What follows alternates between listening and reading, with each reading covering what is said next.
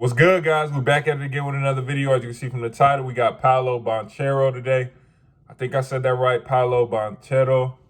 Either way, I'm not sure which way to say it, but number 3 player in the class of 2021, about 6'9", 225.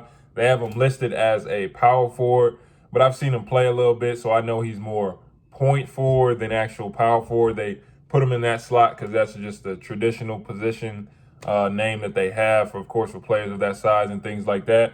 But Chet and Jaden Hardy are above him, and just seeing what I've seen from them two, we've already done their breakdowns. Chet being a footer and being able to do almost everything on the court, so fluid with the ball. And then you got Jaden, 6-star Hardy, that's his nickname. This dude can hit any shot he want, can shoot it from back to half court, don't matter if somebody in his face. This dude just a scorer supreme. So I'm excited to see what Paolo got in his game. Like I said, I've seen him like a little bit, bits and pieces. I might see a little, like if I'm on Instagram, I might see a little clip right here on Ball Is Life or something like that, who mixtape. So I haven't really watched him play a full game. And honestly, like he doesn't really have a lot of film. Like I went looking for it because this is one of the most requested players we've had, recently. So I went looking and I found 2 games. This first game we're gonna watch, he played this whole game. But I'll tell you this before we even start, his shot, like his jumper wasn't falling like that. So of course, with players of that caliber, okay, if his jumper not falling, let me see what he looks like when it is. You know what I'm saying? So we found another game and he ended up getting hurt. So I think he only played like the first half. So we only have like a couple clips from that game. So we have 2 games today, put it together. We're gonna break down his film. I'm not gonna hold you guys up any longer. Let's go. For a player his size, Paolo has no problem pushing the break in transition and finishes well. He also shows the ability to be utilized as a point forward, as you can see here with the hockey assist to his teammate for the dunk, and then on this next possession throwing a no-look pass for the and one. Paolo also shows that he has no problem going and get a bucket in ISO situations, and at 6'10", he can always get his shot off. This play might not seem like much, but it's extremely rare for the 6'10" number 1 player in the country to pass up a layup for his open teammate to get a wide open 3. Paolo's also comfortable on the block. As you can see here, he has the moves and the footwork to get easy layups. For his size and build, he also looks to be a pretty good athlete and can get off the floor with ease. Remember what I tell you guys all the time, if the defender can give you a high five on your release, then it is a bad shot. And when taking shots like this, it usually is the first pass in the opponent's fast break, as you can see here, leading to them getting a dunk. Paolo's a bit of a streaky shooter up to this point, but as you can see over these next 2 possessions, if his feet are set and he's open, he has no problem raising up from 3 and knocking it down. So Paolo, I'm pretty sure if we all haven't seen by now, everyone realizes the name of the game nowadays is versatility. Players who can play different positions, can do different things on the court, can do everything on the court. And you saw that when Scotty goes number 4 over Jalen Suggs to the Raptors. It's because at 6'9", he can do a whole lot of different things. Now, Paolo doesn't play like Scotty, but they're in that same mode of taller 6'9" basketball players who can do a whole lot on the floor, right? So with Paolo, just starting with the offense, right? He's a better offensive player than Scotty is, simply because, like, he's not. We'll just start with this shooting. Now, he isn't the best shooter, and he can get a little inconsistent with it. Part of that is shot selection. Part of that, I feel like, is because he isn't the best shooter, especially in this game, these high school games.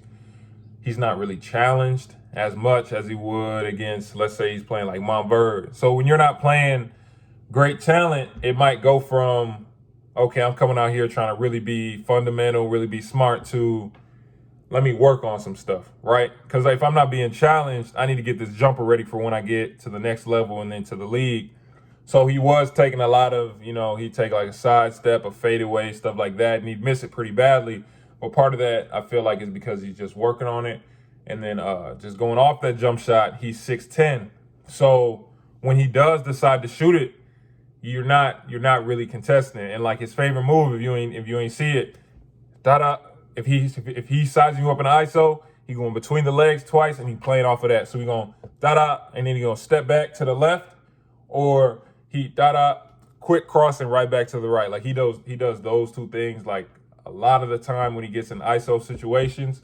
I showed you though, he doesn't have a lot of wiggle with it, so he's not really creating a lot of space, which is why he can get it up because he's 6'10". But like I showed you in that one clip, he shot it and the defender's hand is right here because he doesn't have a lot of wiggle with it because he's so big that defenders can still get good closeouts. And like I said, a bad shot is the first pass in your opponent's fast break, which is why they got the dunk on that possession. Offensively, also, like he can pass, like he got vision, like he has no problem getting the rebound, and you would feel comfortable as a coach letting him get the rebound and bring it up at his own pace, at his own speed, because like even from what I've seen in just that little short, like those short 2 games, or really 1 game and like 2 clips, like he has like basketball IQ. Like when I said on that one clip, okay, like that's an easy, like that was it might seem like an easy pass, easy play. We got to look at it in perspective. A 6'10" number 1 player, number 1 to number 3, it really depends on the website, player in the class. If he's coming downhill and there's someone under the paint who's like 6'6", 6'7", most number 1 players at that size are coming downhill trying to dunk on you, or they're going to try and freak something and do some type of crazy layup. But Paolo, you know what I'm saying? He has that IQ that, okay, I can, even though I probably will score this because I am that good, let me still get my teammate, throw it to my wide open teammate and get him buckets. And I literally watched the game. He honestly like makes his teammates better because he draws so much attention offensively that as a defender, you automatically think he's a 5-star. He's going to take 20, 25 shots. He's going to take all these crazy shots. Like he plays pretty fundamental and he makes the right play most of the time. Like I said, he does. There are some times where he'll take a step back here or fade away there or things like that. But all in all, he's going to make the right play. And then on the block, he can, like I say, Scotty's more 3-4 in terms of offense. Paolo's more 4-5 because he can also in a pinch probably play just a little bit of 3, not too much, but as you saw when he gets it on the block, he has the footwork, he has the patience, he has the up and unders, he has the drop steps, he has all that, and it looks easy for him. So I think for him, the next step in his game is literally going to be developing that jump shot, getting probably dropping a couple pounds, getting a little quicker, a little faster, and getting his handle a little tighter. And then when he does that, I mean, he shows the flashes of what he could be. Like this could be, I got a player I want to compare him to, but that played in the league, really good player in the league. I ain't gonna say it because I don't want to put the pressure on the kid, but I got a player I think he plays like I think he could be, because I think if he, especially at Duke, if he puts all of it together this year, especially if they put him at that 5, especially with college bigs, because not a lot, like I played center in college, so I know how other centers, I can move. Like I'm a defender, so I can move as a 5. I know how other college centers aren't as mobile. So if you put him at that 5, he gonna be scary this year. I'm telling you. Appreciate you guys watching. Like, share, subscribe. Like I said, we're going 7 days this week. And once we hit 2K, because I think we're going to hit it pretty soon. Appreciate you guys that did come from TikTok as well. I got a surprise for you guys, and I can't wait to let you know. Like I said, appreciate you watching. We back at it tomorrow with another video.